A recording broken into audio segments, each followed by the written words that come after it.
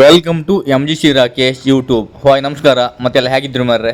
ಇವತ್ತು ಮಹಾಶಿವರಾತ್ರಿಯ ವಿಶೇಷ ದಿನ ಅಲ್ಲ, ಅದಕ್ಕೋಸ್ಕರ ನಾವೀಗ ದೇಲಟ್ಟು ಶ್ರೀ ಮಹಾಲಿಂಗೇಶ್ವರ ದೇವಸ್ಥಾನದಲ್ಲಿ ಇತ್ಕಣಿ. ಮತ್ತು ಈ ದೇವಸ್ಥಾನದ ಶಿವರಾತ್ರಿ ಮತ್ತು ವಿಶೇಷ ಪೂಜೆ ಮತ್ತು ಬೇರೆ ಬೇರೆ ಕಾರ್ಯಕ್ರಮ ಎಲ್ಲ ಇತ್ತು.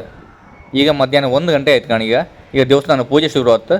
ಬನ್ನಿ ನಾವೀಗ ದೇವಸ್ಥಾನ ಒಳಗೆ ದೇವ್ರ ದರ್ಶನ ಮಾಡುವ.